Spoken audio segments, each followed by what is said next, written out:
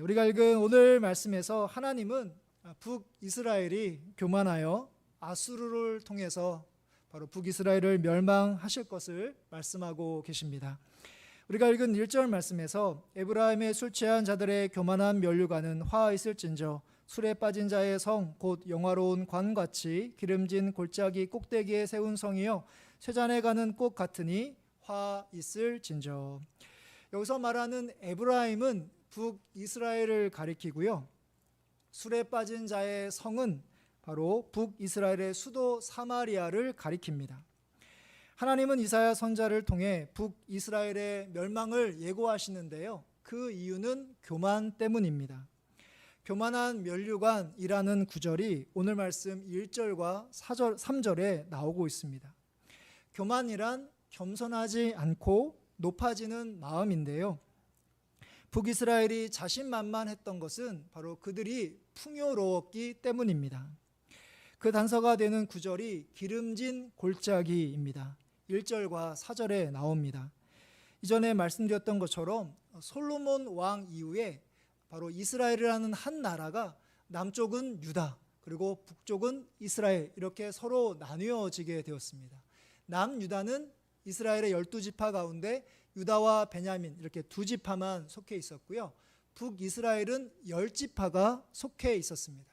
그러니까 북이스라엘은 10지파, 남유다는 2지파라는 것에서 우리가 짐작할 수 있는 것처럼 북이스라엘이 남유다보다 면적에서나 또 경제 규모에서나 그리고 인구에서나 최소한 3배에서 4배 정도 더 풍요로웠고 우월했다고 합니다.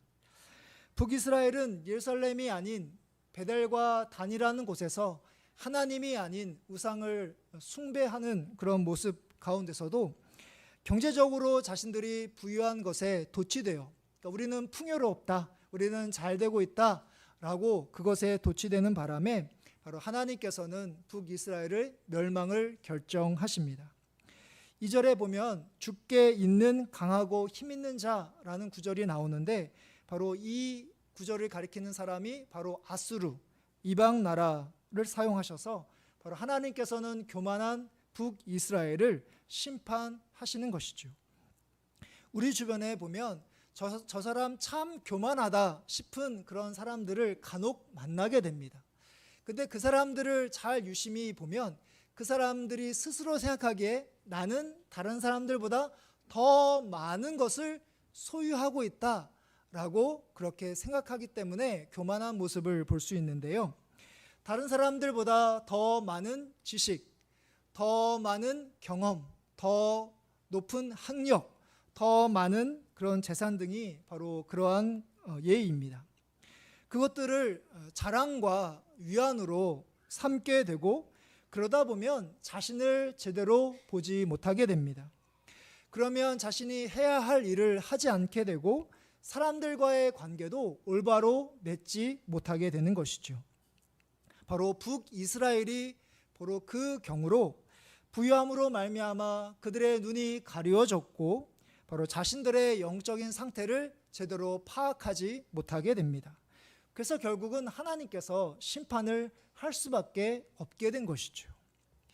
여러분들 자신에게도 그래도 나는 다른 사람들보다 좀 더 많은 것을 소유하고 있어서, 더 많은 것을 가지고 있어서 더 낫다, 괜찮다, 든든하다라고 생각하는 것들이 하나쯤은 있을 것입니다.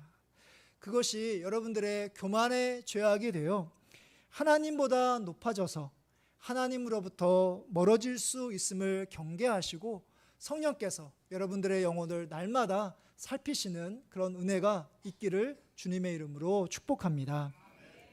이어서 하나님은 심판 중에도 하나님이 신실한 남은 자들에게 영화로운 면류관이 되실 것임을 약속하고 계십니다.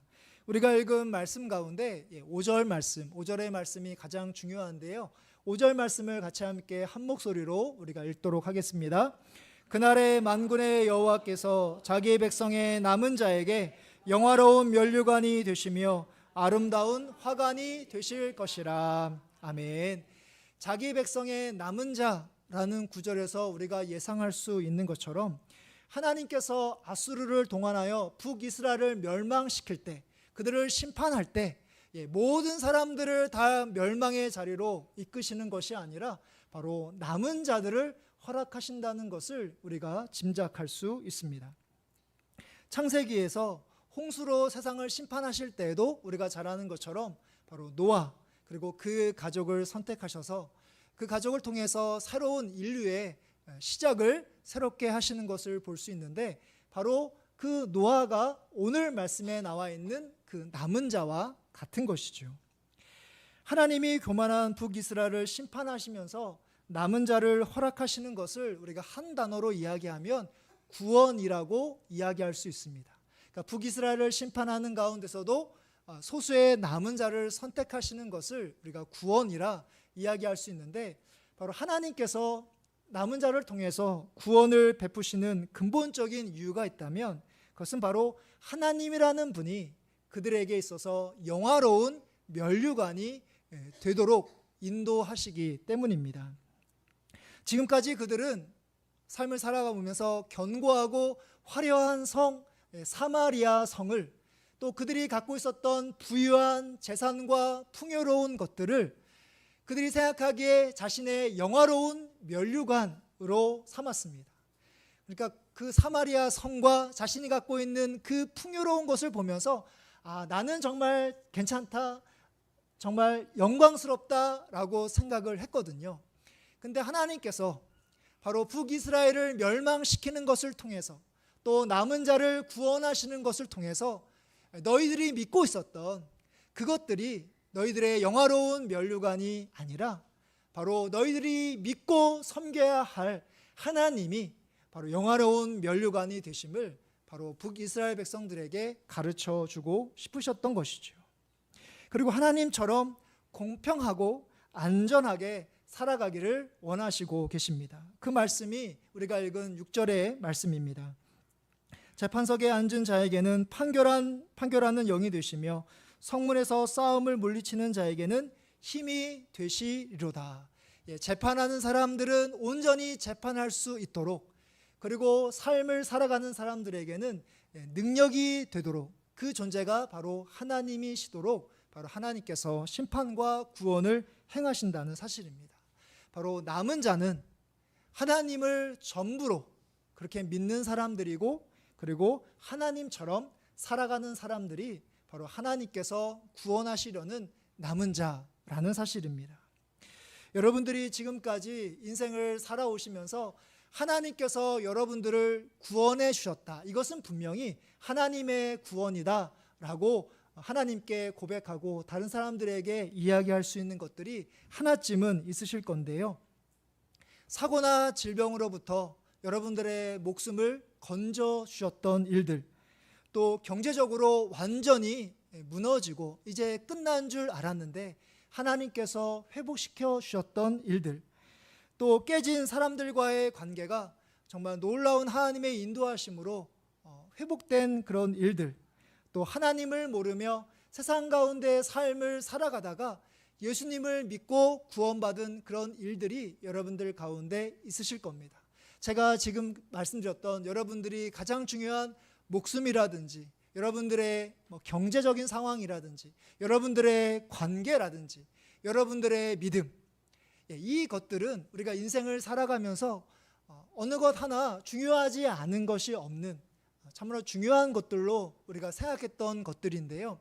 바로 하나님께서는 여러분들을 만나시고 구원하는 일들을 통해서 물론 그것들이 중요하지만 그것보다 더 중요한 존재가 있는데, 더 중요한 분이 계시는데 바로 그분이 바로 하나님이심을 여러분들이 깨닫도록 인도해 주십니다.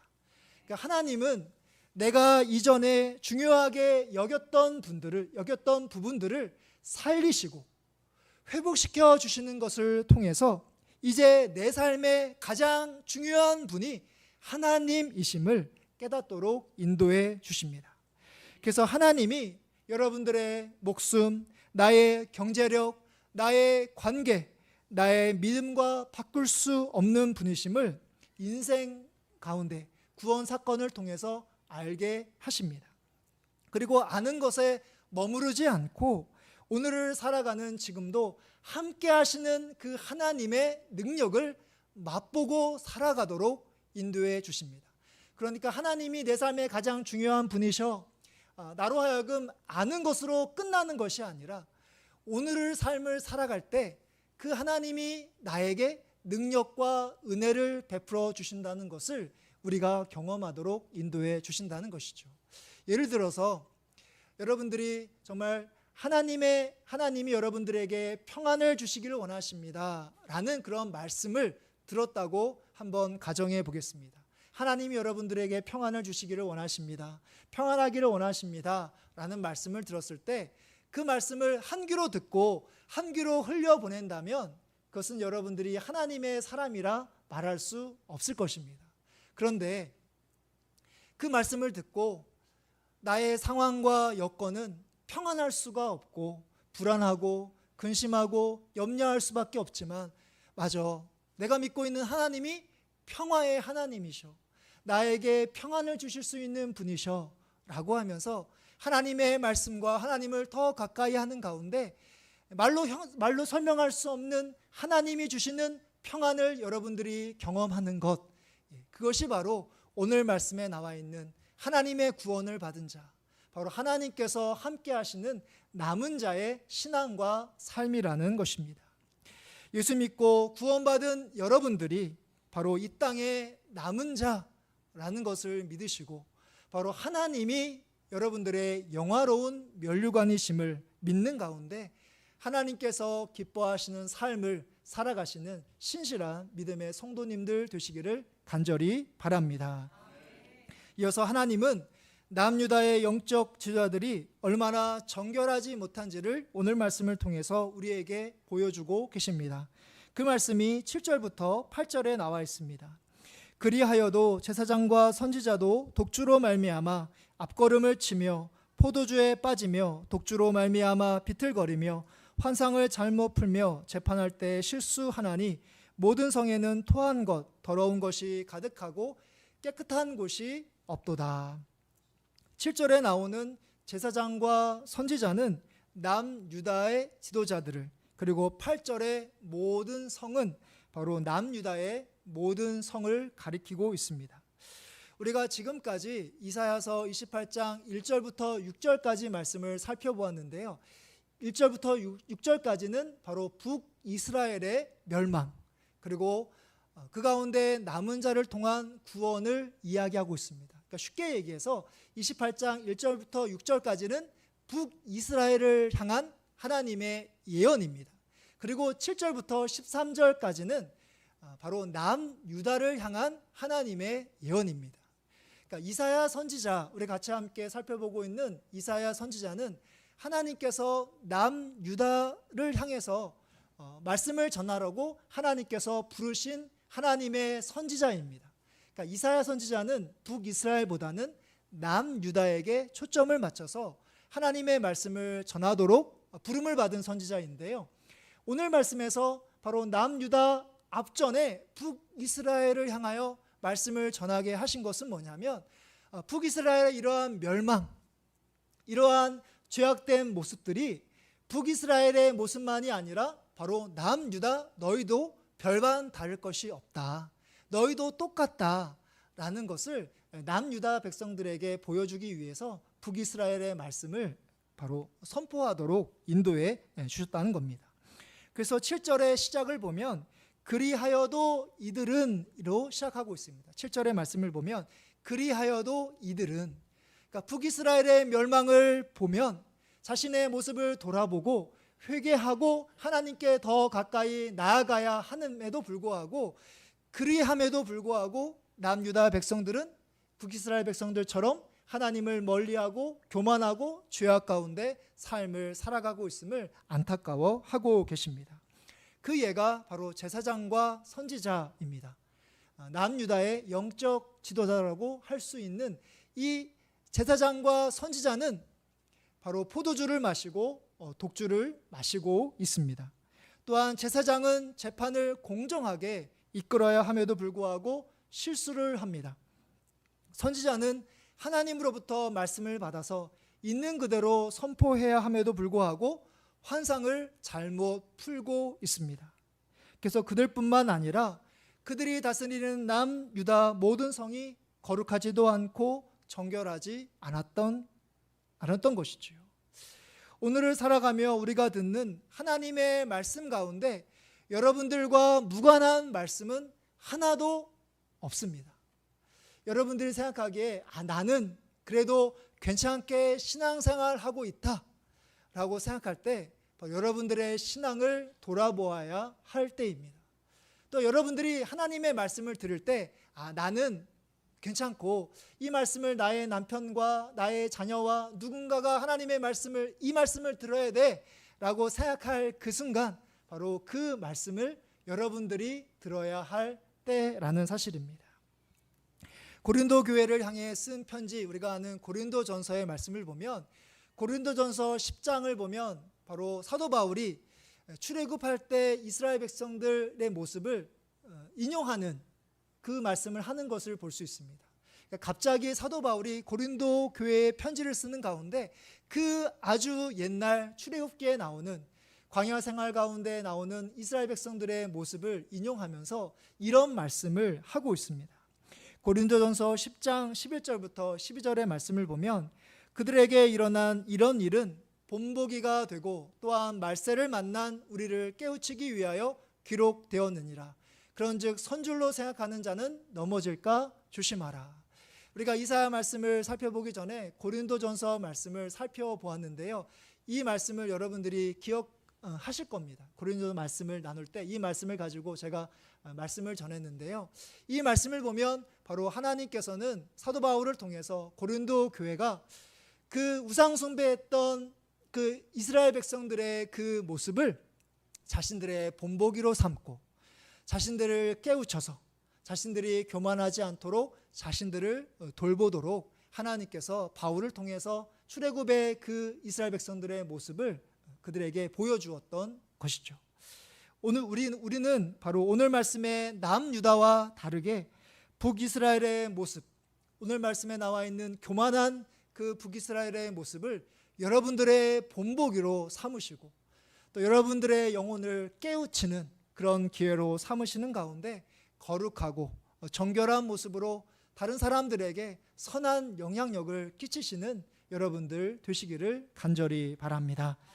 이제 마지막으로 하나님은 남유다 백성이 하나님의 말씀을 무시함으로 심판을 받게 될 것이다 라고 말씀하고 계십니다. 그 말씀이 12절부터 13절까지 나와 있습니다. 전에 그들에게 이르시기를 이것이 너희의 안식이요 이것이 너희의 상쾌함이니 너희는 곤비한 자에게 안식을 주라 하셨으나 그들이 듣지 아니하였으므로 그들이 가다가 뒤로 넘어져 부러지며 걸리며 붙잡히게 하시리라.